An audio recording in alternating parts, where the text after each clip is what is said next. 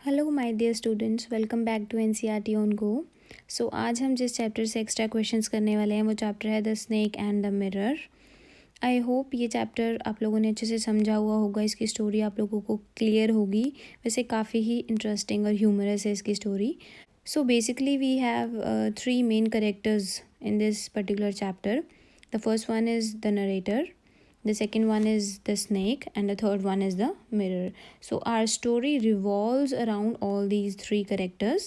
So without wasting much time, let's start with our very first question. Yes, so who is the writer of the story? Vaikom Muhammad Bashir is the writer of the story.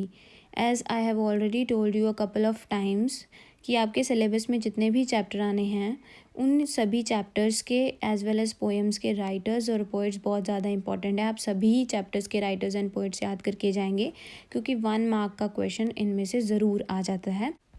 Next question है बच्चों आपका, who is the narrator of the story. अब narrator कौन person होता है? Narrate करना होता है किसी चीज़ को बताना, उसकी व्याख्या करना, उसको डिस्कस करना, दैट इज़ नरेट। ठीक है, तो this particular chapter is a narrative within narrative. अब नरेटिव विद इन नरेटिव का मतलब है कि राइटर ये स्टोरी आप लोगों को बता रहे हैं अपने वर्ड्स में, लेकिन उन्हें ये स्टोरी किसी और ने बताई थी, तो दैट्स वाई नरेटिव के अंदर एक नरेटिव है ये। अब उन्हें किसने बताई थी वो स्टोरी? वो थे होम्योपैथी डॉक्टर। इसीलिए इस चैप्टर में बेसिकली जो नरेटर थे ना, वो थे एक होम्योपैथी डॉक्टर जो अपने एक लाइफ इंसिडेंट के बारे में राइटर को बताते हैं और राइटर उससे रिलेटेड फर्दर एक स्टोरी लिखते हैं जो कि आप लोग पढ़ रहे हो। That's why it is a narrative within narrative. Next question है, what were the students discussing about? The students were discussing about snakes. अब स्टूडेंट्स कौन हैं? वंस अपॉन अ टाइम ये जो स्टोरी है ये कहाँ से आती है? जब वो जो होम्योपैथी डॉक्टर हैं वो एक बार कोई सेशन या क्लास ले रहे होते हैं तो जो स्टूडेंट्स हैं वो ना स्नेक्स की डिस्कशन करने लग जाते हैं वहाँ पर। तो वो स्नेक्स की डिस्कशन सुनकर जो डॉक्टर हैं, इट मीन्स जो स्पीकर होते हैं वहाँ पर, उन्हें अपनी लाइफ का एक इंसिडेंट याद आता है जो कि स्नेक से रिलेटेड होता है। वहाँ से ये जो स्टोरी है ये स्टार्ट होती है। तो उस टाइम जो स्नेक्स हैं वो उस टाइम जो स्टूडेंट्स हैं वो क्या डिस्कस कर रहे होते हैं? They were discussing about the snakes. Next question है, who shared the room with the narrator in the story the snake and the mirror? The rats shared the room with him. अब जब narrator जो हैं वो story बतानी start करते हैं तो उसमें सारा एक्सप्लेनेशन देते हैं कि मैं कैसा था, like I was a doctor, मैं क्या मेडिकल प्रैक्टिस कर रहा था, मैं कैसे घर में रहता था, घर में कैसे कैसे क्या हुआ मेरे साथ। तो वो सारी स्टोरी उन्हें रिवील करते हैं। तो उस टाइम वो बताते हैं कि he was not that much rich और self sufficient at that time, so he was like a sort of poor person. तो उनके पास इतने ज़्यादा फाइनेंशियल्स नहीं थे कि एक अच्छा सा वेल फर्निश्ड हाउस हो। तो वो एक ओल्ड से रेंटेड अपार्टमेंट में रहते थे जो कि बिल्कुल भी फर्निश्ड नहीं था, जिसके कारण वहाँ पे जो है चूहे बहुत ज़्यादा थे। तो उनके साथ जो रूम है वो कौन शेयर करते थे? तो जो रैट्स थे वो उनके साथ रूम शेयर करते थे। So guys our next question is, what was the homeopath's first decision while sitting before the mirror? अब आप लोगों को याद ही है कि उनके घर में इलेक्ट्रिसिटी नहीं थी, so he was like surviving on a lantern. तो लाइट नहीं थी तो कोई फ़ैन वगैरह भी नहीं था, और ये उस दिन की बात है जब वहाँ पर बहुत ज़्यादा गर्मी थी, तो उन्हें नींद नहीं आ रही होती और वो मिरर के आगे बैठ जाते हैं। So it is quite obvious that when we are sitting in front of the mirror we can't control ourselves. आप लोगों ने भी देखा होगा कि अगर हम अपने रूम में मिरर में देखते हैं तो अगर हमारा ध्यान चला जाता है तो एक पल के लिए हम खो जाते हैं खुद को देखने में। या इट इज़ क्वाइट ऑब्वियस कि हम किसी मॉल में गए, किसी और एरिया में जाते हैं, अगर किसी वॉल पे मिरर लगा है और हम उसके आगे से गुज़रते हैं तो आपने नोटिस किया होगा कि आप बिना उसमें देखे हुए वहाँ से नहीं गुज़र सकते। सो द केस वो सिमिलर टू द राइटर। वो टेबल के ऊपर बैठ जाते हैं बुक पढ़ने के लिए, लेकिन उस टेबल के ऊपर एक मिरर पड़ा हुआ होता है तो वो खुद को रोक ही नहीं पाते उसमें देखने से। एंड जैसे ही वो खुद को देखते हैं, लाइक वो अपने आप को थोड़ा एडमायर करने लग जाते हैं, तो उस टाइम बैठे बैठे ही वो 2 डिसीज़न ले लेते हैं। तो फर्स्ट डिसीज़न जो वो लेते हैं वो क्या होता है, he took the decision that he would shave daily and grow a thin moustache. अब क्योंकि वो अपना ही फेस देख रहे होते हैं, खुद को एडमायर कर रहे होते हैं, तो वो क्या डिसीज़न लेते हैं, फर्स्ट डिसीज़न वो लेते हैं कि मैं डेली शेव किया करूँगा और एक थिन मुस्टैच जो है वो रखूँगा। नेक्स्ट क्वेश्चन है बच्चों, what was his second earth shaking decision. Earth shaking मतलब वेरी इंपॉर्टेंट। तो मैंने आप लोगों को ऑलरेडी पिछले क्वेश्चन में बताया कि उन्होंने 2 मेन डिसीजन लिए थे। तो फर्स्ट वन क्या था कि he will have a clean shave and he will grow a thin moustache. Second decision वो क्या लेते हैं, his second earth shaking decision was that he would always keep an attractive smile on his face, कि वो हमेशा एक attractive सी smile अपने फेस पे मेंटेन रखेंगे। नेक्स्ट क्वेश्चन है बच्चों, find a word in the passage that means look at with pleasure and satisfaction. अब ये वर्ड कहाँ से आया, जब वो मिरर में देख रहे होते हैं तो he was looking at the mirror with pleasure and satisfaction. Pleasure and satisfaction का मतलब है कि बहुत निहार रहे होते हैं वो खुद को। तो बेसिकली इन वर्ड्स का मतलब है एडमायरिंग। एडमायरिंग होता है तारीफ़ करना। तो when we are looking at something with pleasure and satisfaction it means we are admiring that thing. Next question है, आगे 3-4 क्वेश्चन आपके वर्ड मीनिंग सॉर्ट ऑफ हैं, बहुत इंपॉर्टेंट क्वेश्चन हैं ये भी। Write the meaning of meagre. Meagre का मतलब होता है it means small in quantity. उनकी जो अर्निंग्स हैं या उनकी जो फाइनेंशियल स्टेटस है उसके लिए ये वर्ड यूज़ हुआ था कि जो उनकी अर्निंग्स थी वो काफ़ी मिएगर थी, इट मीन्स बहुत ज़्यादा कम थी। नेक्स्ट वर्ड है right the meaning of solitary, it means single. जब उनके पोजेशंस या उनकी बिलोंगिंग्स मतलब उनके पास क्या क्या चीज़ें थी, जब इसके बारे में डिस्कशन हुआ था कि like he had couple of T shirts, dhoti and a solitary black coat, तो वहाँ पे ये वर्ड यूज़ होता है सॉलिटरी, मतलब उनके पास एक सिंगल ही ब्लैक कोट था। नेक्स्ट क्वेश्चन है बच्चों, write the meaning of the yard. Yard is an open area like a garden और अ वरांडा। घरों के आगे बेसिकली ये एरिया होता है, like it can be like a garden और एन ओपन एरिया, सो इसे हम वरांडा भी बोल देते हैं। सो बच्चों नेक्स्ट क्वेश्चन है, what was the colour of the coat wore by the homeopathy doctor. So it was black in colour. Next question है बच्चों, write the meaning of the gable. इस क्वेश्चन की थोड़ा सा ज़्यादा क्लैरिटी हो जाए, it's a bit of technical question, तो मैंने पिक्चर भी दी है, आप देख सकते हो उस पिक्चर में कि गैबल किस एरिया को बोलते हैं।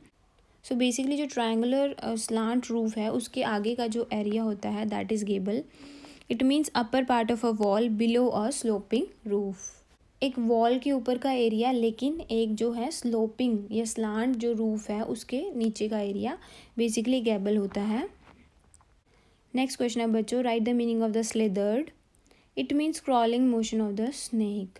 जब स्नेक महाराज की एंट्री होती है आपकी स्टोरी में तो बेसिकली उसके मोशन मीन्स उसकी मूवमेंट को शो करने के लिए काफ़ी वर्ड यूज़ होते हैं वहाँ पर, क्रेप्ट, स्लिदर्ड, कॉइल्ड। तो ये सारे जो वर्ड्स हैं ये स्नेक की मूवमेंट के लिए हैं, जिसमें स्लिदर्ड का मतलब होता है रेंगना। नेक्स्ट क्वेश्चन है, what was the name of the book. The name of the book was materia medica. Medica से थोड़ा क्लियर होता है कि वो मेडिकल से रिलेटेड ही होगी, though he was a medical practitioner और he was a homeopathy doctor, तो इट वाज क्वाइट ऑब्वियस कि वो मेडिकल बुक्स ही पढ़ रहे होंगे। सो जिस दिन उन्हें रात को नींद नहीं आ रही होती तो वो डिसाइड करते हैं कि मैं एक बुक पढ़ूंगा, तो टेबल के नीचे एक बैग रखा हुआ होता है जिसमें से वो एक बुक निकालते हैं। अब उन्होंने पूछा है कि उस बुक का नाम क्या है, तो उस बुक का नाम था मेटीरिया मेडिका। नेक्स्ट क्वेश्चन है बच्चों, what is the meaning of the wind god seemed to have taken time off. अब ये उसी दिन की ही बात है जिस दिन उन्हें नींद नहीं आ रही होती। क्यों नहीं आ रही होती, क्योंकि बहुत गर्मी होती है उस दिन, एंड जब वो बाहर जाके थोड़ा सा देखते हैं कि मैं थोड़ा ठंडी हवा ले आता हूँ, तो सडनली उनके मुंह से कुछ वर्ड्स निकलते हैं जैसे कि the wind god seem to have taken time off, कि ऐसा लग रहा है कि जो वायु देवता हैं वो आज छुट्टी पर हैं। वायु देवता का काम क्या है कि जो वायु है वो अच्छे से बहती रहनी चाहिए, तो उनके मुँह से अचानक निकल जाता है कि आज तो लगता है जो वायु देवता है वो छुट्टी पे गए हुए हैं, क्योंकि बिल्कुल भी हवा नहीं चल रही होती उस दिन। तो the meaning of the phrase is wind was not blowing at all. इसका यही मतलब है कि बिल्कुल भी जो है हवा उस दिन नहीं चल रही थी, कि जो वायु देवता हैं वो छुट्टी पर गए हुए थे। तो बेसिकली जो भी लास्ट क्वेश्चन हमने डिस्कस किया है बच्चों, वो थे आपके लाइक वेरी शॉर्ट क्वेश्चंस हम कह सकते हैं। यहाँ से आपके थोड़ा से एक्सप्लेनेटरी क्वेश्चंस हैं 2 to 3 लाइन्स वाले, ध्यान से समझिएगा। What kind of room did the doctor live in? Very important question. The doctor lived in a small poorly furnished room which did not have any electricity. बहुत ही छोटा सा एक room था। पुअरली फर्निश्ड मतलब उसमें कोई भी अच्छा सा फर्नीचर नहीं था और उसमें इलेक्ट्रिसिटी भी नहीं थी। It was an outer room with one wall looking upon the open yard. वो एक आउटर एरिया का रूम था। इट मीन्स उस रूम से कनेक्टेड कोई और rooms as well as kitchen और समथिंग लाइक दैट कुछ भी ऐसा नहीं था। एक आउटर सा सिंगुलर वो रूम था जिसकी जो एक वॉल है वो ओपन यार्ड में खुलती थी। The roof was tiled and supported by gables which rested on a beam. Gable का स्ट्रक्चर मैंने आप लोगों को पिक्चर से समझा दिया। तो रूफ जो है वो टाइल्ड थी, जो कि सारा स्ट्रक्चर जो है गेबल्स और बीम के ऊपर सपोर्टेड था। The room did not have a ceiling and it was infested with rats. Room में कोई सीलिंग नहीं थी। इन्फेस्टेड का मतलब होता है ओवर स्प्रेड होना, किसी चीज़ का बहुत ज़्यादा ही क्वांटिटी में होना। तो उनके रूम में बहुत से चूहे भी उनके साथ रह रहे थे, या हम कह सकते हैं उनके साथ रूम शेयर कर रहे थे। नेक्स्ट क्वेश्चन है बच्चों, what were the doctors possessions when he set up his medical practice? Possession word मैंने पहले भी यूज़ किया था। पोजेशंस मतलब बिलोंगिंग्स। क्या क्या चीज़ें उनकी थी, उनसे बिलोंग करती थी, किन किन चीज़ों पे उनका हक था, क्या क्या था उनके पास। The doctor had about 60 rupees in his suitcase when he set up his medical practice. 60 rupees थे उनके पास।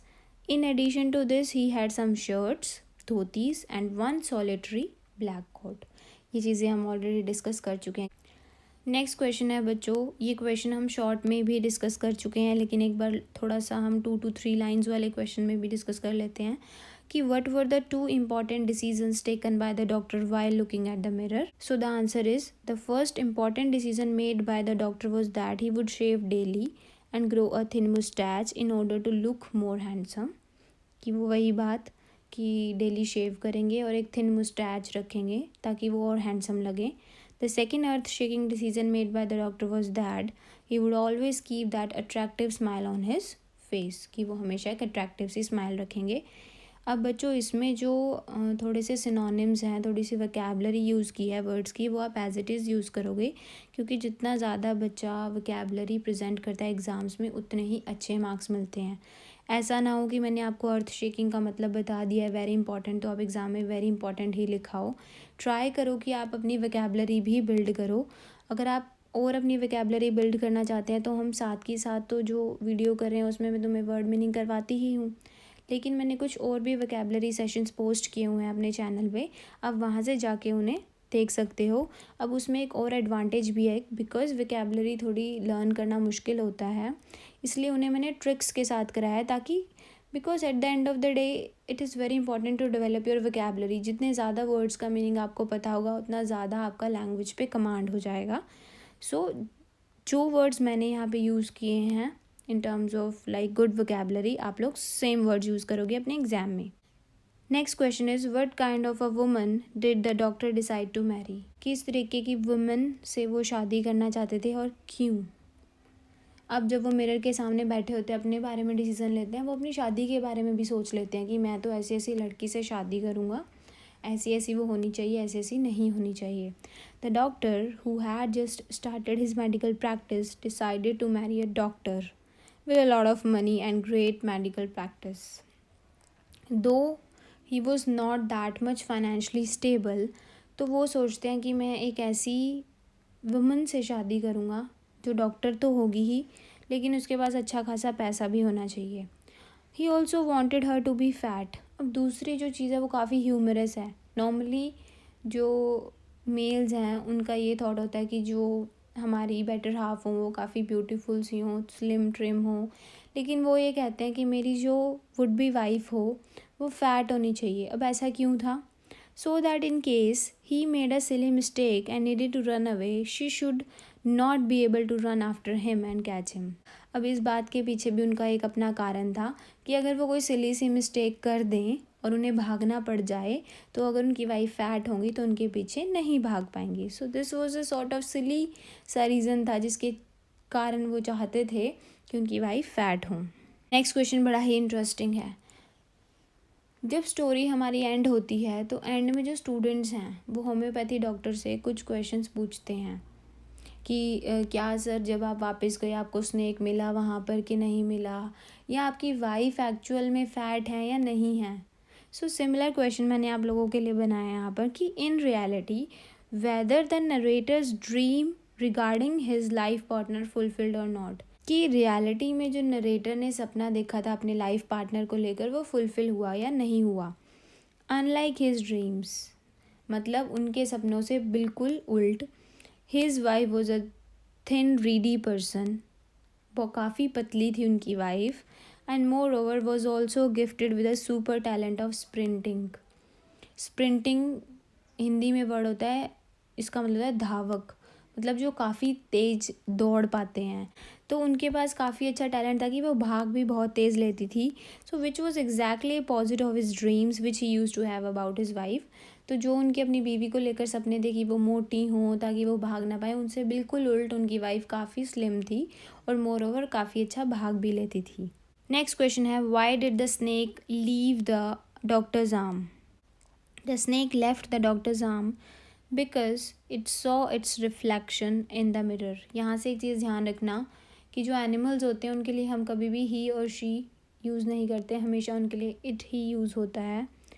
स्नेक जो है डॉक्टर की आर्म इसलिए छोड़ देता है क्योंकि वो मिरर में जो उस टेबल पे जो मिरर रखा हुआ होता है उसमें वो अपनी रिफ्लेक्शन देख लेता है and was fascinated by it and so wanted to enjoy its own reflection by having a closer look. So we have already discussed this thing कि whenever we are in front of the mirror हम खुद को रोक ही नहीं पाते खुद को mirror में देखने से. सो वहाँ पे स्नेक के साथ भी ऐसा ही हुआ. जब वो राइटर की आर्म लेफ़्ट आर्म के ऊपर पूरा कॉइल्ड हो जाता है, रोल आउट हो जाता है बिल्कुल, सडनली वो अपना रिफ्लेक्शन मिरर के अंदर देख लेता है और वो उससे फैसिनेट हो जाता है, बहुत ज़्यादा अट्रैक्ट हो जाता है. तो वो उसको अनकॉइल कर देता है उसकी आर्म को और मिरर के पास जाके बैठ जाता है because it wanted to see itself with a more closer look. Next question है बच्चों, how did the doctor show the presence of mind when he encountered the snake. Encounter मतलब सडन मीटिंग. तो snake से जब उनकी अचानक से मुलाकात हो गई तो उन्होंने अपना प्रेजेंस ऑफ माइंड कैसे यूज़ किया. The doctor showed great presence of mind on seeing the snake. He neither jumped nor cried out. He sat on the chair holding his breath. His body was still, but his mind remained very active. अब उन्होंने काफ़ी ज़्यादा चतुराई दिखाई वहाँ पर. वो कैसे, इंस्टेड ऑफ जंपिंग, शाउटिंग और crying and asking for help, he knew that कि वो जितना ज़्यादा उछल कूद वहाँ पर करेंगे, snake is a kind of creature जो क्रॉल करता है, वो उन्हें कहीं पे भी बाइट कर सकता था. Instead of doing all those activities वो बिल्कुल पत्थर की तरह बन गए. ये वर्ड भी यूज़ हुआ है कि I was like a stone sitting on the chair, कि वो पत्थर की तरह फ्रीज़ हो गए बिल्कुल चेयर के ऊपर. उन्होंने कोई मूवमेंट नहीं की, ना कोई बॉडी को शेक किया अपनी, बिल्कुल स्टिल हो गए. उनका सिर्फ माइंड काम कर रहा था. नेक्स्ट क्वेश्चन है, why did the doctor run from his house और why did the doctor run away to his friend's house. तो बच्चों आंसर है, from doctor's arm the snake slithered into his lap. वो आर्म से रेंगता हुआ फिसलता हुआ उनकी लैप पर आ जाता है and crept on to the table. Then table पर चला जाता है and then moved towards the mirror. The doctor revived. Revive का मतलब होता है सेंसेस में आ जाना. जो वो बिल्कुल फ्रीज हुए बैठे थे स्नेक के डर से, वो एकदम से चौकन्ने से होकर अपनी सेंसेस को वापस लाते हुए got up from the chair, chair से खड़े होते हैं and left into the yard, और यार्ड की तरफ भाग जाते हैं and ran to his friend's house to save his life. मतलब without wasting even a single second वो फटाफट वहाँ से खड़े होते हैं और अपने फ्रेंड के घर भाग जाते हैं. So in this way he saved his life. Next question है, what made the doctor utter death lurked 4 inches away. Utter means बोलना. तो डॉक्टर के मुंह से शब्द निकले, लर्क्ड मीन्स हाइड. तो डेथ जो है सिर्फ 4 इंच ही छुपी हुई थी मेरे से, किसी भी पल आ सकती थी. The doctor was under the grip of the snake and sat motionless as a statue. His body was inactive but mind was completely active. अब जब स्नेक ने उनकी बाजू पे पूरा ग्रिप बनाया हुआ होता है तो वो बिल्कुल मोशनलेस होते हैं, कोई मूवमेंट नहीं कर रहे होते हैं। He was literally like a statue. उनकी बॉडी बिल्कुल स्टिल होती है लेकिन माइंड उनका काम कर रहा होता है। He knew very well that the snake would bite him at the slightest movement. उन्हें पता है कि अगर मैं ज़रा सा भी स्लाइटली सा भी मूव किया तो वो किसी भी पल मुझे बाइट कर देगा। That is what made him utter these words. So उस टाइम का जो सिचुएशन है उसे ध्यान में रखते हुए उनके मुंह से निकला कि सिर्फ मौत जो है सिर्फ 4 इंच ही दूर थी मेरे से। नेक्स्ट क्वेश्चन है बच्चों, when did the doctor feel like a foolish weak person Y.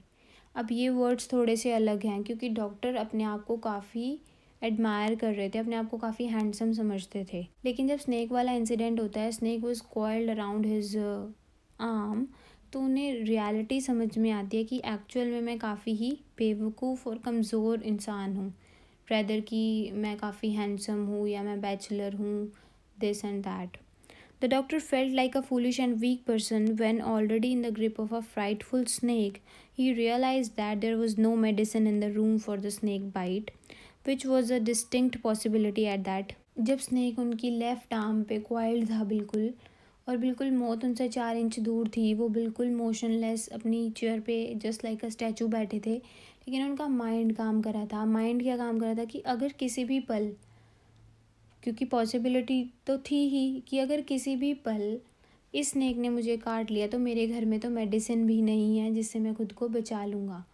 तो उन्हें उस टाइम फील हुआ कि तुम डॉक्टर हो but still you have no medicine at your home. Doctor होते हुए भी तो तुम काफ़ी ज़्यादा फुलिश पर्सन हो।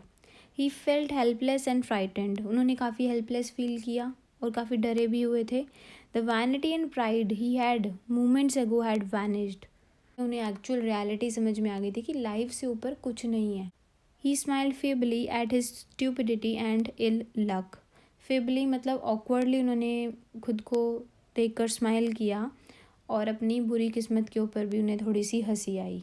सो ये जो क्वेश्चन है, लास्ट सेकेंड क्वेश्चन है, जो आपके थोड़े से लेंथी क्वेश्चन हैं और काफ़ी इंपॉर्टेंट भी हैं। What was the similarities between the doctor and the snake. The doctor and the snake had striking similarities. Both were victims of self-adoration. Adore करना होता है खुद को बहुत ज़्यादा पसंद करना, खुद की बहुत ज़्यादा तारीफ़ करना। तो सेल्फ अडोरेशन के विक्टिम, शिकार हो गए थे दोनों। This is clearly visible in the two decisions of the doctor. अब पहला तो हमें तब पता चला कि वो काफ़ी सेल्फ ऑब्सेस्ड थे, खुद के ऊपर ही मुझे ऐसा करना चाहिए, मुझे ऐसा करना चाहिए, जिसके कारण वो 2 मेन डिसीजंस लेते हैं, to shave daily and to grow a moustache and also to wear an attractive smile on his face to look handsome, while the snake enjoyed looking at his reflection at a closer quarters. तो अगर मैं first place पे बात करूँ तो doctor भी self admiration के बहुत ज़्यादा मुरीद थे कि मुझे ऐसे करना है, मुझे ऐसे करना है, मैं डॉक्टर हूँ, मैं बैचलर हूँ, मुझे सुंदर दिखना है। और सेकंड प्लेस में स्नेक भी ऐसा ही था, उसने अपने शिकार को छोड़ दिया just to admire itself in the mirror. खुद को अडोर करने के लिए, खुद को ज़्यादा पास से देखने के लिए उसने अपने जो है शिकार को छोड़। It moved from the doctor's arm and later crept on to the table and move towards the mirror. वही मैंने अभी बताया आप लोगों को कि अपने जो टारगेट को छोड़कर अपने आप को ज़्यादा अच्छे से देखने के लिए वो मिरर के पास जाकर बैठ जाता है। It seemed that the snake wanted to have a closer look, जिससे हमें पता चलता है कि स्नेक भी कहीं ना कहीं खुद को अडोर करना चाह रहा था, खुद को देखना चाह रहा था मिरर में। तो कहीं ना कहीं डॉक्टर और स्नेक में यही सिमिलैरिटीज़ थी कि वो सेल्फ अडोरेशन के विक्टिम्स थे। Here we are at the last segment of our video. I hope students आप लोगों को सभी क्वेश्चंस अच्छे से समझ में आ गए होंगे। So this is our value based question. Value based question मतलब आप क्या सीखते हो, आपने क्या वैल्यूज़ जज की इस पर्टिकुलर चैप्टर में। तो क्वेश्चन है, God has a lot of way of controlling our lines, discuss this in the light of the story the snake and the mirror. वो कहते कि भगवान के पास हमारी ज़िंदगी की जो लाइंस हैं उन्हें कंट्रोल करने के बहुत ज़्यादा तरीके होते हैं। इट मीन्स कि there is some supreme power who is controlling our lives. कुछ भी ऐसे ही नहीं हो जाता, भगवान एग्जिस्ट करते हैं, वो हमें बहुत चीज़ों से बचा लेते हैं। सो इस चैप्टर के थ्रू हमें समझाना है वो। Answer is our life is definitely in the hands of God. हमारी ज़िंदगी उन्हीं के हाथ में है। He is a supreme power in control of our lives. Supreme मतलब सबसे ऊपर। At times we forget this like the young doctor. अब जो आप आंसर लिखोगे वो आपको जो है बेसिकली अपनी स्टोरी से रिलेट करके बताना है। तो कई बार हम भूल जाते हैं कि भगवान जैसी कोई चीज़ है जो एग्जिस्ट करती है, जैसा कि जो डॉक्टर है एट द फर्स्ट प्लेस वो ये भूल जाते हैं। तो वो अपनी तारीफ़ कर रहे होते हैं ना कि मुझे ऐसा करना है, मैं बैचलर हूँ, मैं डॉक्टर हूँ, मुझे सुंदर दिखना है, मुझे एडमायरिंग होना चाहिए, मेरी पर्सनालिटी को लोग पसंद करें, मेरी प्रेजेंस को फेल्ट करें, मैं ऐसी लड़की से शादी करूँगा। तो उस टाइम वो बैठकर ये बिल्कुल भी नहीं सोचते कि फ्यूचर इज़ अनसर्टेन, कि जो गॉड ने लिखा हुआ है आपकी किस्मत में वही होने वाला है। आपको नहीं पता आपकी शादी किस से होगी। आप ऐसी जजमेंट्स अपने माइंड में नहीं डेवलप कर सकते कि मेरी वाइफ तो फैट ही होनी चाहिए।